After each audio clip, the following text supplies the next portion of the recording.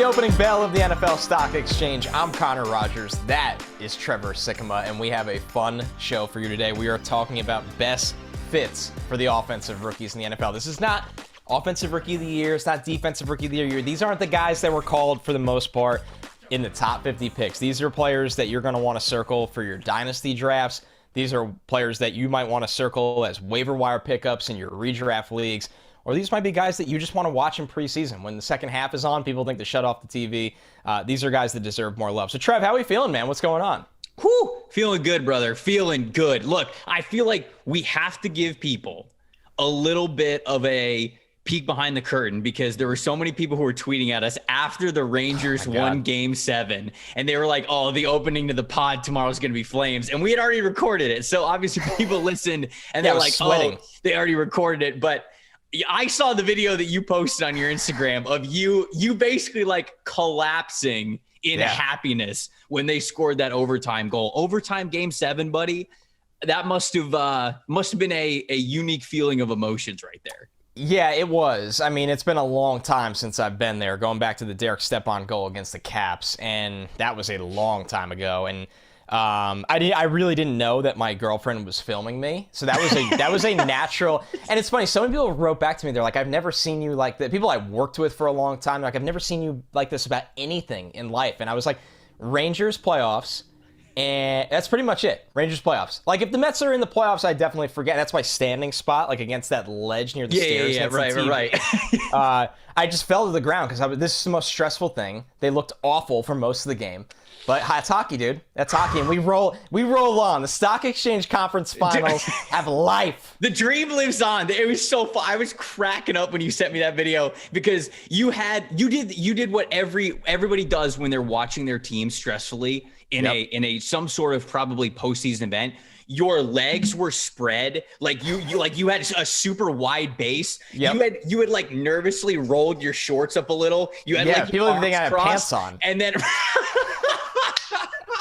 That's a nervous habit. You knew it right away. You roll up the shorts. Yeah, dude. Yeah, because you're just like you don't even know you're doing it. You're just fidgeting. Nope. You're just stressed. And then of course the hands go up. It was an incredible goal. And like you said, the Eastern Conference Final dream and or nightmare of the Lightning versus the Rangers. Oh my God, lives on here. But dude, I'm excited about this topic because you're right, and this is one that you brought to the table that I thought was a fantastic idea because we had already talked about offensive rookie of the year, guys. And we know that, as we said in that episode, it's a stat-driven award. So a lot of the guys that we've got to talk about, our favorite fits, if you will, for that award are guys who were picked really early because those are the players who are probably going to play right away.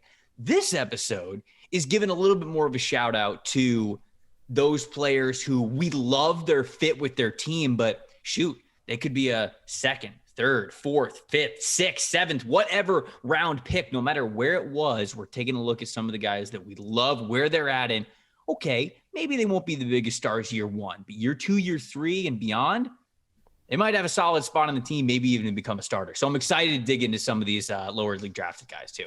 All right, before we get into that and our question of the day, love the responses about toothpaste. Yes. The NFL Stock Exchange is presented by Jock Market. That is Jock MKT. Stop betting.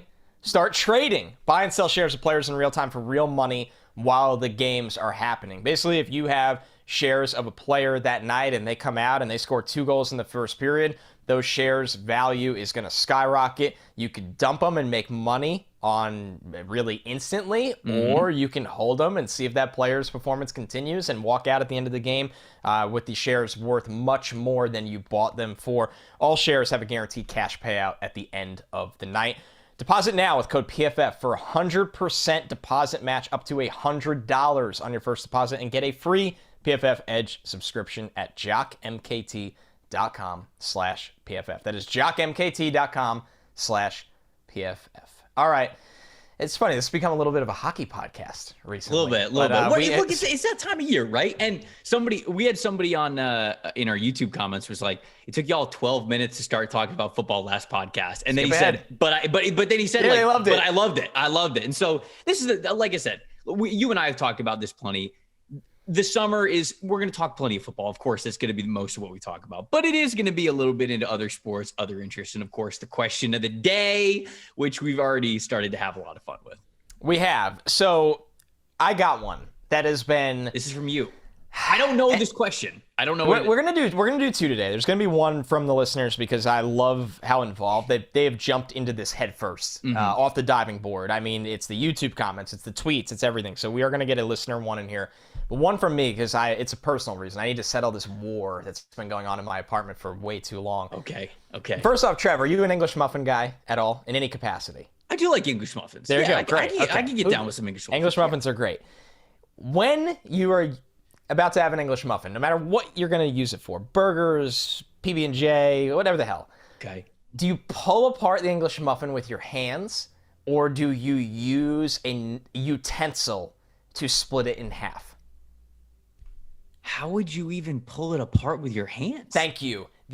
I can't even explain. Wait, okay. How do you even, there's no way you pull it apart evenly. They're not pre-sliced. Thank you. Okay, this has been, so not only did my girlfriend, when she moved in with me, bully me about this. I was like, okay, you're just like a weirdo. All of her friends, her entire posse, jumped on board. They're like, yeah, you're dating a serial killer. He cuts the English muffin in half, and I'm like, yeah, otherwise it's a mess. It's uneven when you pull it apart. Then I saw on TikTok that the right way to do it, which I don't think is a fork, which whatever. I don't care what you use. If you do use the fork, you can prop it off in half. The knife is the way to go. You're using a knife anyway. If you're putting PB&J on there or tuna melt, whatever it is, you're not creating more dishes. Okay, I'm so glad. We're off to a really good start. The toothbrush and the toothpaste. The English muffin one was a big test. What? I'm telling you, there will be comments of people that just, I was about to say something a little inappropriate, but they just grab it with their hands and just pull it apart like psychopaths. Psychotic. I'm trying to think in my head. They don't come it's been a while since I've had an English muffin. They're like there's like a little, it looks like there's like a slit, but they're not, it doesn't pull off even if you just caveman style pull it apart with your hands. It's a bad process, and you could ruin the English muffin. Right. There's just no need. I'm always terrified. Like if I get like a whole bagel that's not pre-cut, I'm always terrified that I'm gonna have like one hella thick side of it and one super thin side of it because I didn't cut it exactly evenly. Yeah. That gives me anxiety to think that somebody would be opening it with their hands, risking that it wouldn't be even. You can be completely even if you use a knife. And like you said, you're probably going to spread something on it anyway. So cream cheese, peanut butter, whatever. Whatever. Right. I'm barbaric about a lot of things. Food preparation, I am not barbaric. Like, it's got to be right. It's got to be right. Yeah, okay, so let's get to the listener one here from Thomas Redman. Now I got to ask my girlfriend about it. You need to find this out from Alyssa. No. Because all right. It's a big concern right now. Shout out Thomasville English muffins. Shout out Thomasville. There's no other way. There's no other way. Like, I could substitute the bread or the bagels with Dave's bread, but Thomas. No, gotta have it. Right. All right. So speaking of Thomas Redman is our listener question of the day. What a segue! Wow, elite transition. Arrow. All right. So he said, for the pod, can you wear a hat and shirt/jersey with different sports teams? I believe he's implying a team that you don't root for. Can you wear that stuff? He said, and what is your opinion of people who go to spring events? I'm assuming sporting events, wearing gear for a team that is not involved in the game. I will toss this one to you first. All right. So here's my very first response is wear whatever the hell you want. Do whatever you want. I agree. Whatever makes you happy. Like wear that. If you think a hat is dope, if you think a shirt is dope, wear it. Be confident. Love your life. That is my number one thing right off the bat. However, all of that to say, it would feel a little weird if you were wearing like a Packers hat and then like a Tampa Bay Lightning shirt. That's the rule. No rivals. Or match. You got to match. But like even one, the colors got to match. I'm with you. I think the colors got to match 100%. Or it's not a uniform look, and I'd probably be against that. Now, I know a lot of people, obviously from the Tampa area, who will be wearing like a Bucs shirt and a Rays hat. And I'm with you. I think the colors got to match 100%. Or it's not a uniform look, and I'd probably be against that. Now, I know a lot of people, obviously from the Tampa area, who will be wearing like a Bucs shirt and a Rays hat.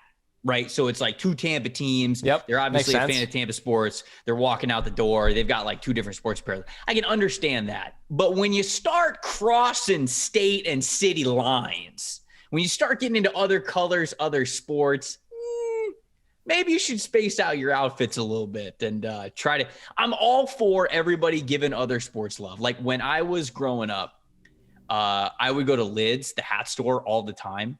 And Same. I loved buying other teams' hats. Like at one point I had a Brewers hat, I had a Reds hat. I think I had a Mets hat at some point, actually. I had an Arizona Diamondbacks hat, and that's just because I liked the hat. Yeah. But Common practice. I don't think I would ever wear like Tampa gear with then like a Reds hat. You know what I'm saying? It probably spaces out a little bit. So that's my initial thoughts there. So I agree with that wholeheartedly. And I do agree with, I have no problem wearing merch of teams that I don't root for. Like, it's pretty well documented. Sure. I am from New York. I am a diehard Mets fan. I'm a diehard New York Rangers fan.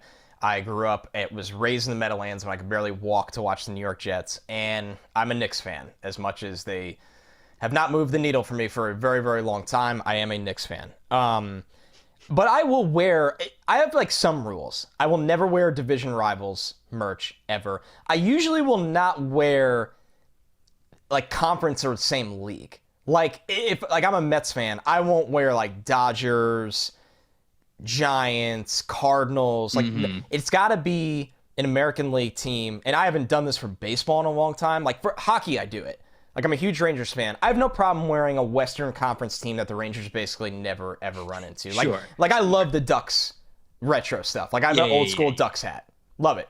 Nice. Love it. Okay. It's a great gym hat. I Now, can get away with that. what I will say is, and colleges, I don't, like, you went to Florida. You're understandably associated to the Gators. I totally get that. Yeah. And you're not a biased fan at all. I really do. But you went to Florida. Like, I went to Albany, so I don't root for a college football team. I'll wear whatever college football gear. Because I don't root for a college football team. You'll see it on this podcast during this season. I'll wear like a North Dakota State shirt and not care.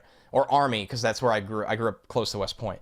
What I will say is, it depends where I'm going. If I'm traveling and going through the airport, I will not wear a team's gear that I'm not associated for because I don't want to find myself in a conversation with somebody else asking about it.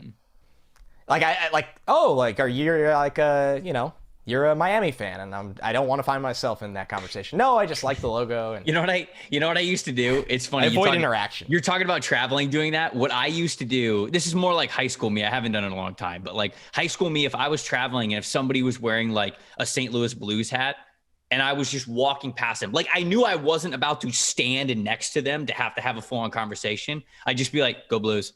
And then like they would like be like, "Oh yeah, go Blues!" Like, and so excited, right? And I still do that all the time. I used to do that a lot more, but I've done little things like that. Now I'm with you on the division rival teams. When I think about it, the Tampa Bay Rays are in the AL East.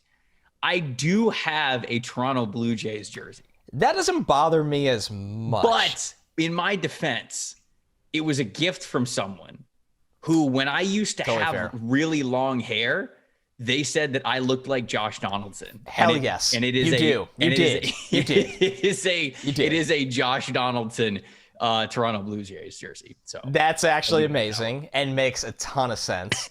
Yeah, there are definitely a lot of rules to that one, and we would be here all day never talking about football if I kept on with the last part of the question. When I go to places like a event and I'm not rooting for either team, I don't wear, like, I don't go, like, I went to a Mariners A's game when I was in Seattle. I didn't wear Mets stuff. Like, I just don't like doing that. I get why people do it. They always want to represent their team. I think I'm with you. I think I'm with you there. I don't want to do, I don't like doing that. It actually annoys me. So speaking of, and we will move on to football in a second, guys. But did you see the clip of when Tampa won in Toronto, when they won Game 7, and they panned to show the crowd outside of the stadium, and there was one guy wearing a Lightning jersey who, the second the game was over, he just took the Lightning jersey off He was like in the middle of the crowd, like in Toronto, right outside of the Toronto Maple Leafs stadium. And when Tampa won, he looked around and he just took the Tampa jersey off and he just started walking backwards out of the crowd. And I was like, look, man, I'm a Lightning fan and I respect the hell out of it. It sucks it has to be that way, but that is reading the room in an impeccable way. I mean, those people have been through. It was a business decision. It was a business decision where, like, it's sad that sporting events have come to this, but you got to watch yourself in those situations. You got to keep the head on a swivel. Honestly. You're behind enemy lines. You are, and people, emotions are flying, and God, it's just I don't know if you have friends like this. Stanley Cup champions won it. It's tough. It's a tough scene. I have friends that are always like, let's go watch our team at like an away stadium this year, and I'm like, no, I don't. And I love seeing different baseball stadiums. When I was on tailgate tour for 2 years, I loved seeing every college football stadium, which once again, I'm not a college football fan of a team, so it didn't matter. I don't want to go watch, honestly, the Mets play the Phillies at Citizens Bank Park, and just be screamed at by Phillies fans for 3 hours. I don't want to do that. I'm not gonna have a good time. So respect to that Lightning fan. Let's move on. Now I have to tell this one other little story. Please. So God, how old was I at the time? This is around like 2005, 2004. Oh, so you're a youngin'. So I was like 13, 14 at the time. I'm from obviously just south of Tampa. I have family that is still in Philadelphia because a lot of my family on my dad's side is originally from New Jersey. One of my uncles and a couple of my cousins live in Philadelphia. They're diehard, all Philly sports fans, so the Eagles fans. The Bucks were playing the Eagles that year, and my dad was like, "Hey, Trev, you want to go up, go see the Bucks, go see your uncle and cousins?" I was like, "Yeah, hell yeah, let's do it." And so we go, and y'all got to remember, like, we're like 2 years removed from the Bucks shutting down the Vet. And like that rivalry in the playoffs in the NFC between the Eagles and the Bucks was like heated. And it was after the Bucks had won the Super Bowl, but the Bucks had cooled down after that. And you remember, like, the Eagles continued to ascend and play in the playoffs and obviously made that one Super Bowl. So it's at Lincoln Financial. It's the first couple of years of being there. And I remember packing my Bucks jersey, and my dad was like, "You gonna wear your Bucks jersey?" And I'm like a 13-year-old kid. Yeah, and you don't know any better. I'm like, "What do you mean? Am I gonna wear my Bucks jersey?" Like, I was like, "Dad, we're Bucks fans," and my dad's like, "I ain't wearing Bucks colors." And I'm like, in that what? place, what, ooh, buddy? And so I wore my Bucks jersey there, and my dad was like, "You know what? You're a kid. They're probably not gonna yell at you." He's like, "If I wore Bucks jersey, it'd probably pour beer on me." So sure enough, I wore my Bucks gear. Don't like this. I got heckled quite a bit. It wasn't too mean though. And funny enough, to end the story on a good note, I was waiting in line for crab fries, which of course everybody in and around Philly knows that you got to get crab fries when you go, especially to a stadium. Shout out Chicken Pete's. Me and my cousin were like 13, 14, 15 at the time. And we're standing in line, and this guy behind us is a Philly fan, and he is giving me all sorts of shit for wearing a Bucks jersey. And I'm like a kid, and he's like giving me all sorts of shit, whatever. It's weirdo behavior, by the way. Well, we get up to the front of the line. He wasn't being too mean about it. He really wasn't. He was just kind of having a good time. Don't talk to other people's kids is one of my pretty stern I think that's true too. Yeah. But we get up to the front of the line, we order our food, and that guy behind us steps in, pays for all of our food. That's what's up. And he said, "I was just messing with you guys. Go home to Tampa. Make sure you tell them that not all Philly fans are assholes." That's awesome. And so like that was a cool way for it to end. But I remembered my dad was like, "You're wearing Bucks colors?" I'm like, "What do you mean? Of course you didn't get it. You learned. You didn't get it. I learned that day. I definitely learned. I learned that day. All right, let's transition that into some real football talk. So what we're going to do is we're going to look at these picks from the 2022 NFL draft from more of a long-term dynasty perspective. We're going to each bring 5 to the table. We call it our 5 favorite fits. We might throw an extra one in there at the end to give you guys a bonus for 6. The Connor wide receivers method, Olave and Dotson, 5A, 5B. I forgot about that. And you are both went in the first round, baby. You are so sneaky for that. All right, so what's your first pick here? Let's talk about a guy who maybe we haven't given a lot of love to yet. That you love their fit, you love their long-term outlook, wherever they are on the team. Who you got? I want to talk about Isaiah Spiller. So I just had my first Dynasty rookie draft of the year, and then you and I have one this week. By the time people are listening to this, it'll be going on. I've told you in the past that I pick one spot in front of Trevor, so we're just doing this. This was my idea of the show, really just to learn who he likes so I could snipe him every single round. No, I didn't even think of that. I'm it's all coming to plan. I'm kind of shocked at how low I get the feeling is on Isaiah Spiller. And I get he was a 4th round pick. He was picked 123. 4th round running backs start for a long time all the time. It happens. I think what I like about Spiller is he's a little bit in disguise as a guy that can be a real impact player in the fantasy world, in the real NFL world, because he's not a great athlete, but he's got all of the things on tape that don't show up on that athletic profile. And that's the vision, it's the feel, it's the ability to make people miss. And he's got a workhorse body. I think he could play all 3 downs. And this is a team, Trevor, that every year in fantasy football and in real football, we get to some point of the season, Austin Eckler's hurt, and every fantasy analyst is going, oh, well, Joshua Kelly or Larry Roundtree, or like, who do you pick up from the Chargers backfield? I don't have any of those questions when that happens this year. Isaiah Spiller's the guy. And I love Austin Eckler. I think he's been one of the better stories in the NFL over the last 5 years. A really, player from Western Colorado that was an undrafted free agent that made his way into the league.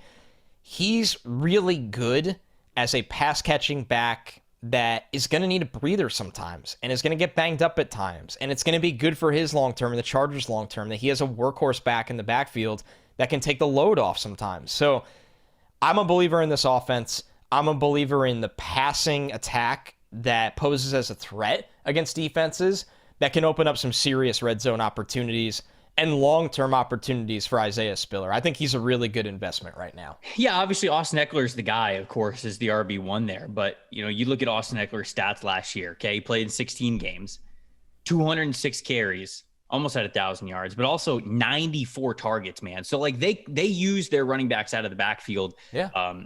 By nature, because he is their RB1, right? That's very built into their style. The guy who was second in usage last year was Justin Jackson. He's not with the team anymore. So his 68 carries, he had 25 targets. Those are kind of vacated. Larry Roundtree, Joshua Kelly were on the team last year, but neither of them, they had 8 targets between the 2 of them all season long. And they had 69 rushing attempts between the 2 of them, but neither of them averaged a really solid yards per carry average. Like I believe it was Kelly who averaged 3.1. Roundtree didn't even hit the 3.0 mark. So it's not like those guys are not blowing the answer out of the water. So I think that there's certainly room for Isaiah Spiller to step in and kind of establish himself as that RB2, that rotational guy there. So I do. I like that. I like that call out a decent amount. Spiller, for as much as I wasn't the biggest fan of him, I felt like I was more negative than I wanted to be on Isaiah Spiller, because people were talking about him as the RB1 in this class. And I just never saw him anywhere close to that. 4th round pick, I thought that he was probably going to be a back end of day 2 guy, ends up going into part of day 3. So it's a good spot. It really is. This is one of those things where it's like, man, he went a little bit later than we wanted to, but I actually like where he went. There's a path to production for him early on, which I definitely like there. My first pick, and I'll be somewhat quick on this one because we did talk about him in the Offensive Rookie of the Year category. I believe that I selected him, and it is Kenneth Walker, the running back from Seattle. But I had to give him a shout out as a favorite fit because it's just so good there. Rashad Penny has not been the player that they have wanted him to be on the return on investment from him being a former 1st round pick. You look at Chris Carson, and Chris Carson really has not been able to be a factor as much as they've wanted over the last 2 years. Played 12 games in 2020, only 4 games last season, and there's no guarantee that that neck surgery, that neck situation, that neck injury with him is going to be good enough for him to play long-term, even play next year. We don't know. Maybe it's a multi-year rest kind of a thing, and he might be able to come back in a year or 2 and be different. But even if that's the case, Seattle probably moves on from it, especially because you have a guy like Kenneth Walker there who comes from a year where the Doak Walker is the top running back in college football, was their absolute workhorse at Michigan State. He was everything to that offense. And, if Rashad Penny is not as explosive as they want him to be, I know he finished last year nice, but if he's not going to hit the ground running this year, we could see return on investment from Kenneth Walker this season. That's why I picked him as an Offensive Rookie of the Year candidate. Year 2, year 3, everything there. They brought back Rashad Penny, but it's not a ton of confidence there. I had to mention Kenneth Walker. I know we've already talked about him a little bit, but we would be remiss if we didn't talk about him as a favorite fit, because for a team that just lost Russell Wilson as well, and they want to run the football, it doesn't get better of a fit than the kind of player we saw last year in Kenneth Walker going to a situation like the Seattle Seahawks. So had to make that one my first pick, even though we've talked about it a little bit already. That pick grows on me more and more every day. I think I reacted kind of poorly to it when it happened, and the more I break down their roster and look at them and the player Walker is in that offense and the investments they've made in the offensive line, I like it as well. So my second one here, looking at the wide receiver position this time after talking about Spiller, Jalen Tolbert for the Dallas Cowboys. He's so fascinating to me because he's kind of got lost in the shuffle of the top wide receivers in this class. He's a guy that his last 2 years of college, each season, excellent production, over 1,000 yards each season. Mm-hmm. He's a pretty good athlete. He's somebody at about 6'1", 200 pounds, sub 4.5 speed, 36-inch vertical. He plays with good length at the catch point. He's a good route runner.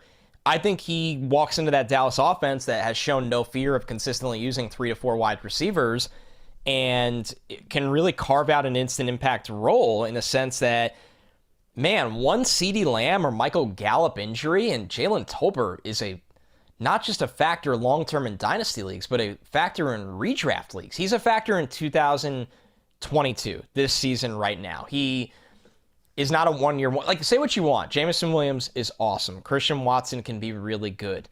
Those guys have had one season each of being productive, right? Where you get lost in the shuffle that Tolbert has dominated for 2 years and walks into the Dallas offense that likes to throw the ball. And I think it's a really good spot for him. And I think it's a really good value add for Dallas. And the fact that, it's just kind of surprising to me that he was taken in the 3rd round. Like, what world is it that Jalen Tolbert goes after Tyquan Thornton and Velus Jones, I even think, and right, like after that kind of situation?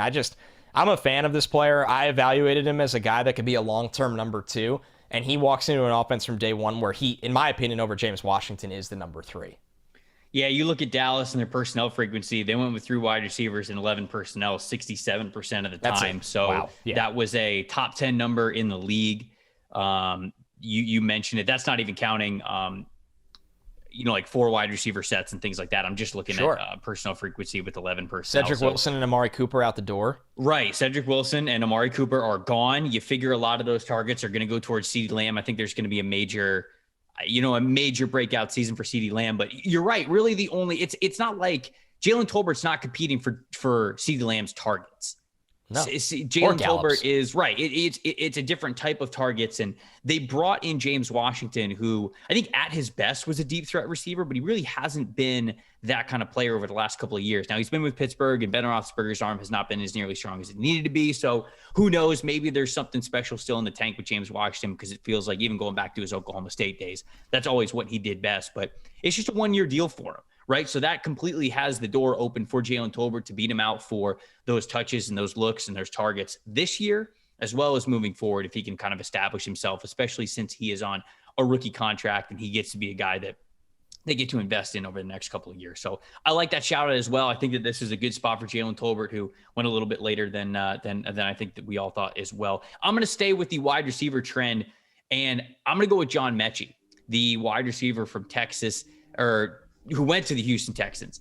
And man, when I look at this depth chart, it's wide open for somebody to take over. And Mechie tore his ACL in the SEC championship game. So, we're still getting to that point where how much is he going to be able to play early on in the season? But this is a long-term outlook kind of a thing, because if you're looking at the Texans depth chart right now, it's Brandon Cooks and John Mechie. Who knows? John Mechie. Like, it's Nico Collins is there, Phillip Dorsett's there, Chris Conley's there, Chris Moore is there, Deshaun Hamilton's now there, but still, man, I mean, I'm just looking at the stats that they have from last year. Targets on the team. Okay, you ready for it? Brandon Cooks, 134. Next closest was Nico Collins with 60. Crazy. Didn't even have half of what Brandon Cooks had. Nico Collins had 60, and Nico Collins is an outside wide receiver. It's not even like those 60 targets from Nico Collins have to be allocated to John Mechie. They don't. The next on targets in this list was David Johnson, running back, who had 42, and then it was Danny Amendola, who had 38. Those targets are the ones that I think John Mechie could get immediately as the potential starter right away in that offense. You had Rex Burkhead on the team as well, who was running back who got himself 32 targets. Jordan Atkins, who's not on the team anymore, the tight end there, who had 33. It's Brevin wide open. Jordan had 20 catches. He's still there, and I think he gets a little bit more with Atkins. Sure, but there's no tight end clog there where it's like, oh God, this Dalton Schultz kind of player is getting 60 targets. John Mechie, to me, now he did not have as dominant of a year last year as I thought that he was going to. I really thought that he was going to be able to step in with no Devontae Smith, no Jalen Waddle, and really came play Jameson Williams. Some really good ball. Now, Jameson Williams obviously came in, and we know that Alabama was going to have a next man up thing anyways because they're so unbelievably talented. But I really did. I felt like John Mechie was going to lead that group. And he had some problems with drops last year. He had some concentration drops that I just was not expecting from him. And he kind of showed that he's not as good of an athlete as maybe he was once touted as when he was first playing as a big-time deep threat for Alabama. But he got on the field early because he's a very good route runner, understands spacing, understands separation, understands the finer details of creating separation, I should say. Also blocks his ass off. And he is the kind of player who I think whenever he is healthy, they're going to want to get him on the field because he is a full-time wide receiver. He is not a niche guy. Yep. He is going to be able to give you it sounds weird to say like 3-down ability for a wide receiver, but you know what I mean? Like whether the ball is coming towards him, whether he's a decoy or whether we're running the ball, I think John Mechie gives you some value. So I think because of that, he's going to get on the field early. And I really do believe that this is a great fit for him because the wide receiver room not being crowded right away allows him to kind of ease himself in and get back to form, getting back from that injury. And then moving forward, I think there's just not a lot of things in his way once he's healthy for him to start getting a lot of targets there for that Texans offense. So I was a big fan of Mechie anyways going into the draft process. I felt like I was higher on him than a lot of people. And I love the fit of where he fell here. So I'm hoping he can kill it because I think he's got all the opportunity to. I agree with you. I got him at 2-6 in a rookie dynasty draft I did that I had no first round pick. And I was pretty surprised that he's not a top 15 pick in rookie drafts. People are sleeping on him, man. Yeah, they are. And, maybe some of the thought is, I don't believe in Davis Mills. But the best part about the Texans offense right now, if you're going to buy into somebody like Mechie or even if you're in a redraft and you like Cooks, but if you're buying into Mechie long term, if they stink this year, right, with Davis Mills, they're getting CJ Stroud or Bryce Young. So I'm kind of never thought I'd say this with how bad they've looked. I have some faith in the long term of the Texans' skill players. A little bit. All right. Moving on to an offense that you really don't have to worry about their skill players having success because Aaron Rodgers is there. The Green Bay Packers. I'm not looking at Christian Watson. I'm looking at Romeo Doubs. And you want to talk about a wide receiver room to comb through. Allen Lazard is there. Christian Watson is now there. Mm-hmm. Randall Cobb is still there. Sammy Watkins is there. Mm-hmm. Amari Rodgers is there. Then you get into the Romeo Doubs conversation. Trevor, none of those guys in front of him, including Christian Watson, who I like long-term, I don't love short-term. I like it. That's to me, a year 2 or 3 pick, not a year 1 pick. They just don't scare me in having this spot where Doubs gets completely buried. I mean, let's be real what Sammy Watkins is right now. Sammy Watkins hasn't had 700 receiving yards since 2015. Sammy Watkins... really? Yeah, Sammy Watkins has been... And it's gone down. He's a guy that hovers around 500 receiving yards, at best. He's not on the field consistently. Maybe Rodgers unlocks something, but you're talking about somebody that was in Kansas City at one point. Yeah. So that doesn't... Everybody keeps saying that whenever I bring up, like, Doubs potential. I'm like, I don't really count Sammy Watkins in this. Randall Cobb, whatever. I think there's room for Doubs to be the vertical threat on this team. And maybe, once again, I'm being a little rich thinking that it's in 2022. But for a 4th-round pick, a guy that consistently won vertically for that Nevada offense, he's 6'2". He wasn't able to run because he was hurt in the pre-draft process. I think he has incredible deep speed. I think Aaron Rodgers is really, really going to like him. Really going to like him down the field. And I just think that you look at 2 things very often when you're looking for sleepers. Opportunity, which I think will exist for Dubs, and 2, having a guy that can get him the ball. He checks both those boxes in an offense that somebody has to step up. And if Christian Watson isn't where people want him to be in terms of being pro ready, I think Dubs is the next guy.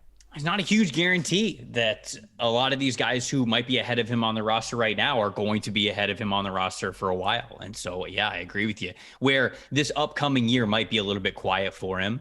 Yeah. There's certainly a chance to believe that he's got a lot of attention coming his way over the next couple of years. So I like that shout out as well. I like that fit. And certainly anytime you're a young wide receiver and you got Aaron Rodgers throwing you the football, I think that's vertical.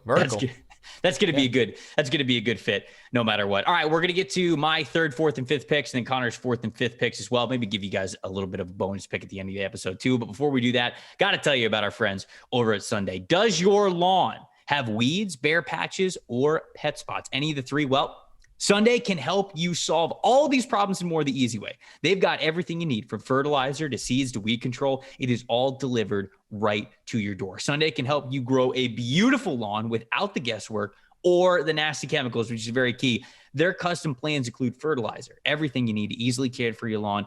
And you could feel good about the kids playing around in it, the pets being out there. It doesn't have those chemicals. It just looks absolutely gorgeous, which is something that y'all know that you'll want for a summer's day. You want to be driving past your house, watching your neighbors watch you cut the lawn, right? Yeah, that's what you want. I don't want neighbors. You want to, but that's that's where you got to sacrifice it for the lawn, right? Kidding. That's always how it goes. Just attach the ready to use, easy to use pouch to a garden hose and spray. It takes less than 15 minutes. In fact, I saw a picture of PFF's own Sam Monson using the product on his garden hose when he was making sure the lawn was nice. And let me tell you guys, dad life. That was not only is that dad, that was a green looking lawn. I was jealous as hell, man. We said it before when reading this ad. I wish I had a lawn to maintain. If you out there do us a favor and make sure you're doing everything to make it as good as possible. Sunday's offering 20% off to our listeners. Full season plans start at $129, and you can get 20% off at checkout when you visit getsunday.com/NFL. 20% off. getsunday.com/NFL. That's all you need. That's all you need to make sure that you got the best lawn on the block. All right, Connor. So my 3rd selection, I'm going back to the running back position, and I'm taking James Cook. Now the running back with the Buffalo Bills. This is one that has been talked about plenty. So again, we don't have to spend too much time on it. I don't think I'm going to be reinventing the wheel or breaking any news here with this selection, but it's such a good fit. This is exactly what they need. They needed a 3rd down specialist on this team. When you look at the running backs on the Buffalo Bills, you've got Devin Singletary, you got Duke Johnson, you got Zach Moss, but there's nobody in the receiving game who can do what James Cook does. No doubt about it. You look at this team, Devin Singletary, he got the majority of the carries. He had 188 carries last year. Zach Moss had 96, so they were splitting it there. But, man, they gave 82 targets to those two guys in the running back room. And Devin Singletary averaged 5.7 yards per target, which isn't great. But, you're coming out of the backfield. So, I mean, I guess you be like, okay, well, I guess he's coming from negative yards. So you're trying to make something of it. Zach Moss had 8.6, but all of that is well below what James Cook was able to average over the last couple of years when he was at Georgia. And he didn't have the volume because not a lot of times, especially when you look at a team that's got a heavy running back rotation, there's just not a lot of volume in the receiving back category normally in college football, especially for a team like Georgia who's so good across the board at offense. But the averages, what you saw on film, how soft his hands are, how precise of a route runner he is, especially this past season. James Cook is that guy that I think that they've been trying to get out of Moss and Singletary, that now they just get to play him kind of right away and let those two guys be more of the ball carriers there. So I think that not only could this be an immediate impact for James Cook, which let's see, right? I don't want to put the carriage in front of the horse already. Like it's still a rookie season. He's still got to adjust. Like there's still going to be a learning curve to it. But I think long-term, they're looking at this, especially like year 2, year 3, that James Cook's going to be their 3rd down pass catching specialist moving forward. And on a team that is expected to be in a hell of a lot of shootouts, right? You're going to need that guy to stand next to Josh Allen in the pocket. And when things are going vertical down the field, they can say, all right, we've got a player who we have faith in. We might be able to dump this bad boy off, or we get a linebacker matchup or a strong safety matchup that we really like. This guy can move the chains for us, make something happen in the passing game. So James Cook, another one where I like the situation given what they have been trying to do, but I don't think they've had that player. They've got that player now in James Cook in Buffalo. I agree with you. I think you're all over it with James Cook. I think that even if it's not this year in an overwhelming capacity, it's going to open up in 2023 so much because they're going to let Motor Singletary walk at some point. Zach Moss hasn't been what they were hoping. I think that there's a chance that Cook is even kind of the dude in terms of carries, where his reception production could be really, really big for an offense that loves explosive plays. But there's an opportunity for him to also get some outside runs as well. So I think it's a piece that Buffalo is going to love. They have so much talent over there. Josh Allen can extend plays. James Cook is a guy that you can constantly use in an option capacity in terms of whether he's going to release from the backfield, he's going to protect, or he's going to, looks like he's going to protect. He might chip and release. There's going to be a lot of space for him for catch and run opportunities. That was the right place to go for him. I'm sticking with the backfield here, and I want to talk about Jerome Ford. Now, this is absolutely one that in 2022, this is good. Zero expectations. They have Nick Chubb, Kareem Hunt, Dearness Johnson in front of him. Now, why this is one that you do need to kind of keep an eye on at the back end of your dynasty drafts, Trev, is that Hunt's a free agent after this year. They're not going to pay him. Dearness Johnson's a free agent after this year. It's been a nice story, but you don't need to pay him. You don't need to pay him if Ford is good. You don't need to. Jerome Ford's good, and Nick Chubb is awesome. But Jerome Ford being Nick Chubb's backup in a team that has an excellent run scheme, a guy like Nick Chubb that is a bruiser, he's going to get banged up. Jerome Ford, when Nick Chubb is healthy, can be the third down back. When Nick Chubb is not healthy, Jerome Ford can be a dude in a very good running offense. And he's got good burst. He's got good long speed. He could hit the home run. Jerome Ford is the classic. I will keep him around on my roster because the weeks that he has to spell, he has to be what Dearness Johnson was at times last year. He could have some huge weeks. I'm with you 100%. This is a situation. And it's not this year. No, and he's not okay. He won't get any run this year. But this is why we're doing this exercise. It is a long-term look at what guys could be down the road. Okay, I had a guy, and look, I want to piggyback off of what you just said there. I had a guy at number 4 and then a guy at number 5. I'm going to say my number 5 guy here because it doesn't exactly matter what order we're going to go in. Yeah, we're not drafting. I think that this player has a similar type of potential feel for a year 2, year 3, year 4 guy who could get some really nice carries in a nice situation, and that is Tyler Beatty, the running back from Missouri, going to the Baltimore Ravens. Now, you might say to yourself, Trev, the Baltimore Ravens running room is absolutely packed. And you're right. Right now, it is packed. They obviously have J.K. Dobbins, who, when he is fully healthy, I think he is going to be the top dog on that team. And J.K. Dobbins can be a workhorse for you. They've got Gus Edwards as well, but you've got a chance where his contract isn't up next season, but he is guaranteed money, I think goes down to right around $1 million, and his cap hit goes up to, I think, 5.5 from 4 or 4.5 that it is this year. So if you're not using him a ton, or if guys behind Gus Edwards start playing really well, you might be able to save a handful of cap space. You might be able to save about $4 million if you cut him. So you got to think of that. Mike Davis, who is another running back there, only signed a 1-year deal. Yeah, stopgap. Justice Hill is in the final year of his rookie contract, and there really has not been a lot of noise about him. And then you got Tyler Beatty, Tyler Beatty went from having 200 total rushing yards in 2020 to 1,600 in 2021, including ending the year with 2 out of 3 of his final games rushing for over 200 yards. I think this dude's good. And I think there is a situation where if the Ravens got to move some money around, Edwards could be gone, Justice Hill could be gone, Mike Davis could be gone. Yeah, and I agree. J.K. Dobbins is still going to be the guy there, but Tyler Beatty might have a really fast track to the RB2 role in this team. Because remember this too, guys.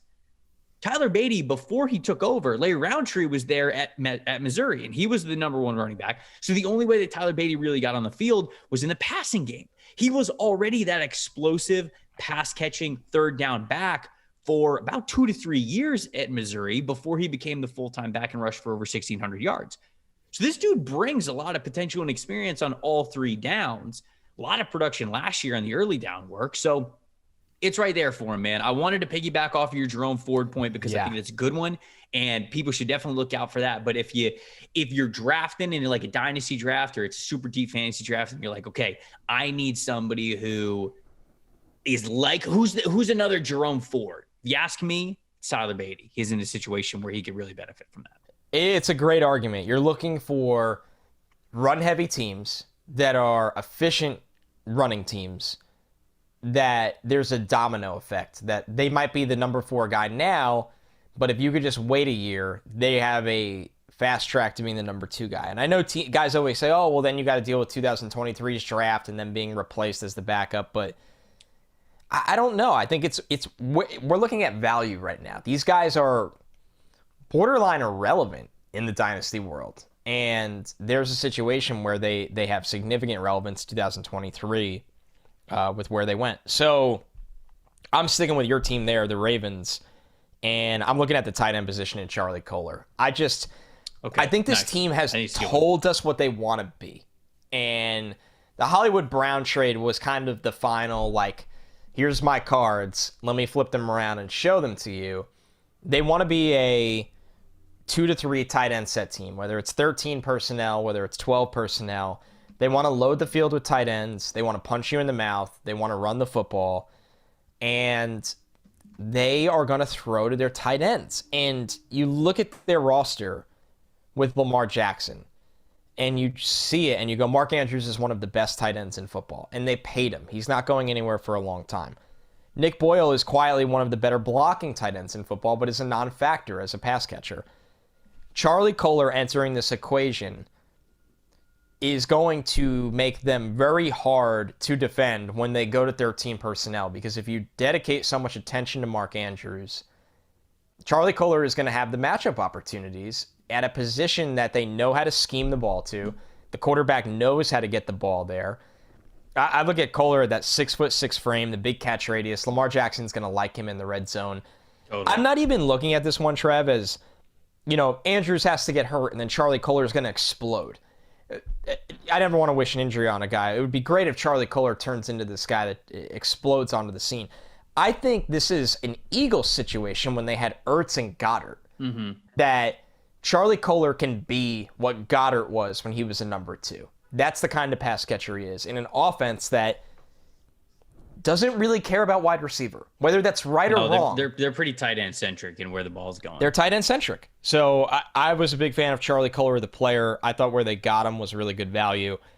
And this is an offense that is going to put his skill set as a pass catcher on a pedestal. I like it.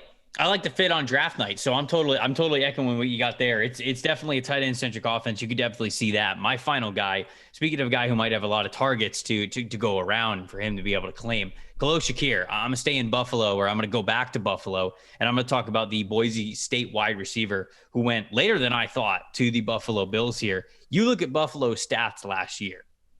Stephon Diggs, he had 164 targets, obviously, because he's Stephon freaking Diggs. Gabe Davis had 63 targets. Okay, you figure that that's probably going to go up a little bit this upcoming year. Cole Beasley had 112 targets. Emmanuel Sanders had 72 targets. Both of those guys are not on the team anymore. Wow. They're vacating more targets than what they gave to Stephon Diggs.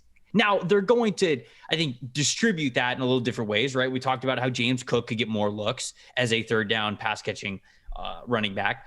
I mentioned Gabe Davis is probably going to get more looks as he is ascending and showing that he finished the year really strong as a big-time wide receiver threat on that team. I like Dawson Knox, but he got 71 targets last year. How much more is he going to get? They throw the you-know-what out of the ball. They just drop back and throw it all the time. They're going to throw the ball, man. Khalil Shakir is going to be able to step in right away and vacate a lot of those slot targets. Now, on the depth chart, they've got Jamison Crowder, but they only signed Jamison Crowder to a one-year deal. They have Isaiah McKenzie, but they had Isaiah McKenzie last year, and McKenzie got, 26 targets, okay? So, like, clearly he wasn't a big factor for them there either. I think they have Jake Kumro as well, which they added from San Francisco. I just see such an easy road to Khalil Shakir getting a lot of action in this offense, even early on, like even right away. Everybody's going to talk about Gabe Davis. Everybody's going to talk about Stephon Diggs, of course. But if you are looking for a sleeper kind of player who might even be a threat in some redraft formats, Shakir's the guy, especially if you're in a dynasty draft format. I'd look into him. I'd take a flyer on him. You mentioned it. The Buffalo Bills are just going to be chucking the football this year. They really are, because that is where their strength is. Their strength is when Josh Allen has the ball in his hand. Khalil Shakir has, for the last 3 years at Boise State, been the guy. He understands it. He knows what it's like to be used on the outside in the slot when the team needs you in the first quarter, when they need you in the third quarter, the fourth quarter, whatever. It doesn't matter. Khalil Shakir has been the guy for the Boise State Broncos. I don't think he's going to walk into the NFL and be overwhelmed or confused or uncomfortable with the situation. In fact, I think that he's going to be able to step in hopefully right away. I'd love to see him start to produce right away, but at least I think first couple of years of his contract, man, he's got a really great chance to earn some of those targets in Buffalo and be a major factor of that offense. Yeah, and there's opportunity there where when Crowder, Crowder's on the 1-year deal, so Crowder after this year will be out of his way.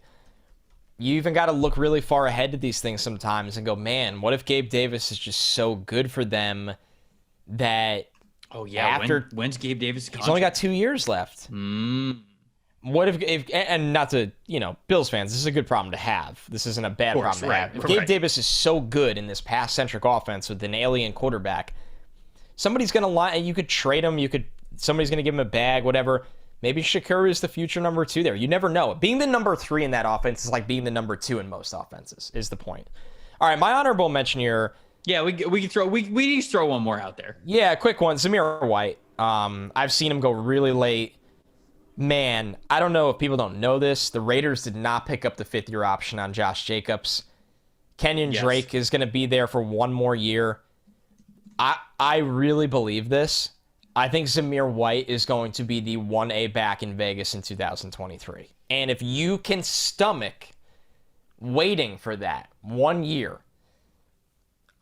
I don't know how that's not worth like a 3rd or a 4th round no-brainer kind of selection. Like, there is such a pathway for Zamir White in a Josh McDaniels offense to be Damian Harris that you just have to draft him knowing this year you're stashing him most likely.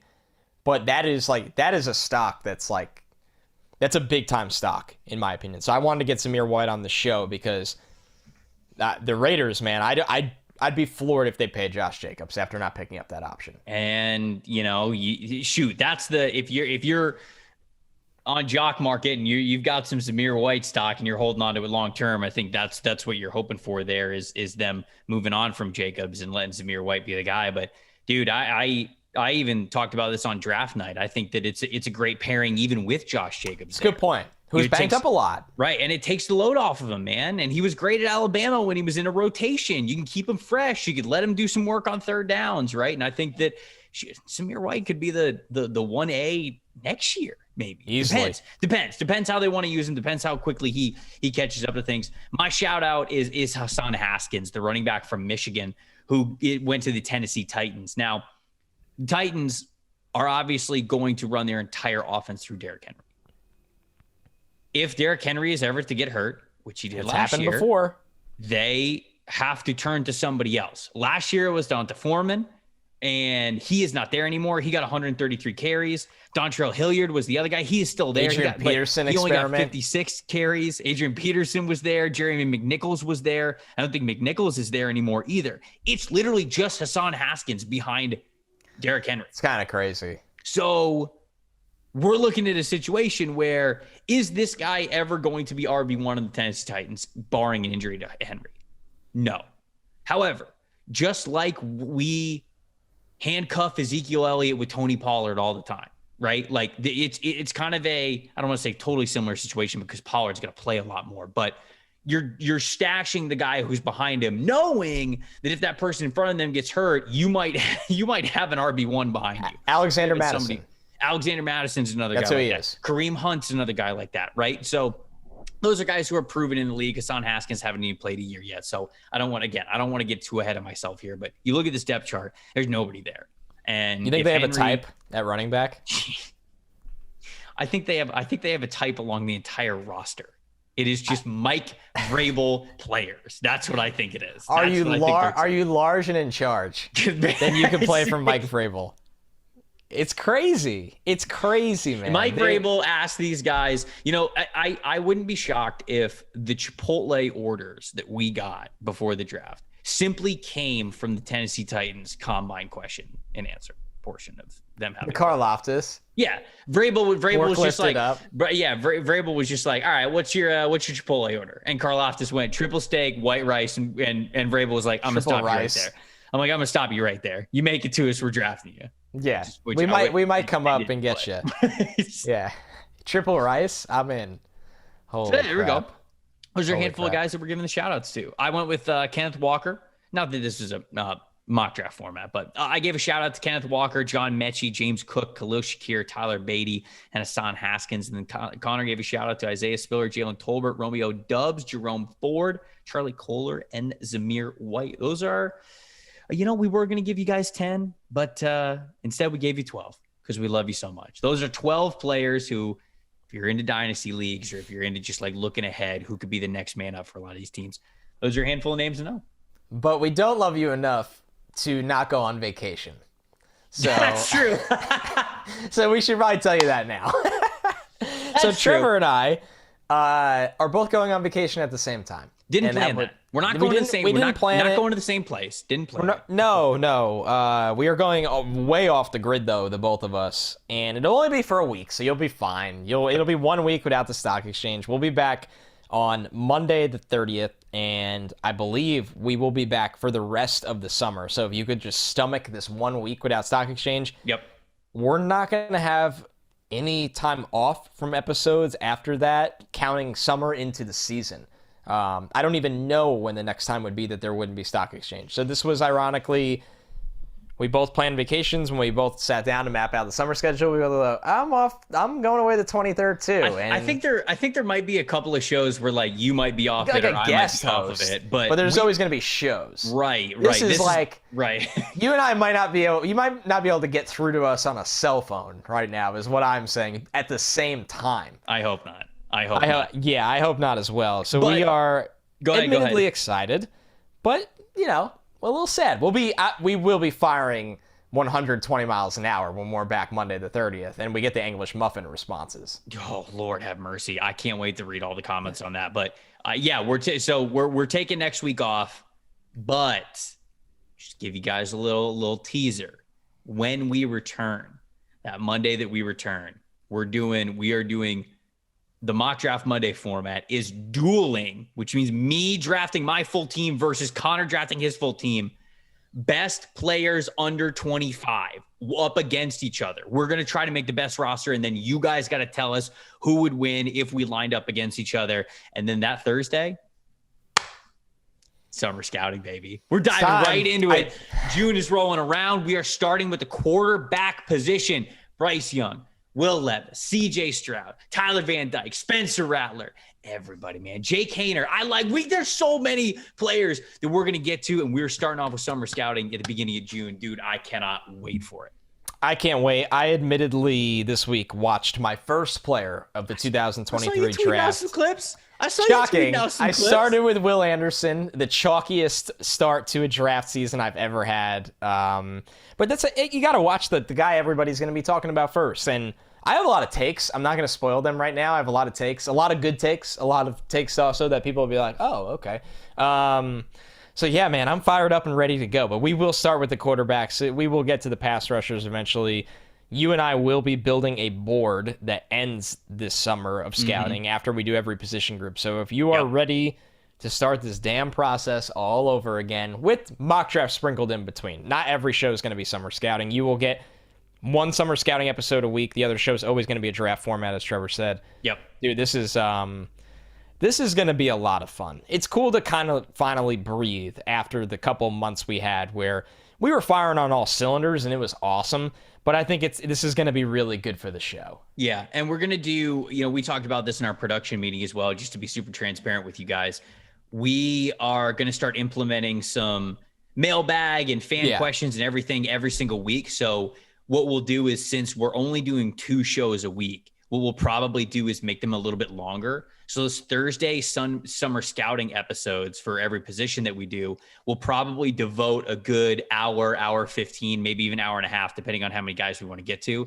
We'll devote that time to summer scouting, and then we will probably at the end of every show have 4 or 5 questions that we take from you guys, either from iTunes or Twitter or something like that, to allow you to get into the show and, of course, allow us to have some fun every single week, whether it's the question of the days or the mailbags or the mock draft formats or whatever. It's going to be a fun summer. We will miss you guys on vacation, but we won't miss you too much. We will be back before you know. We'll be back on that Monday, just enough to get us back into the chairs for that following Monday, to get everybody excited for a dueling mock draft that I have a feeling it's going to get pretty heated, because there are players that we are going to fight over, and there's strategy to implement, which guys to go after first, all of that, man. Do we need a special guest referee?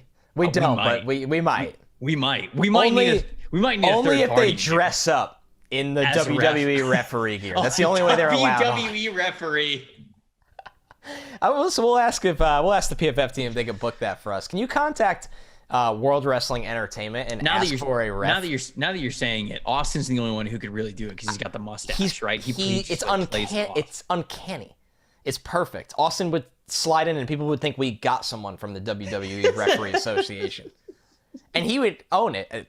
We'll think about it. We'll think about it on vacation. We will see you guys after that. Thank you for listening to the NFL Stock Exchange. I'm Trevor. That's Connor. We'll see you guys next time.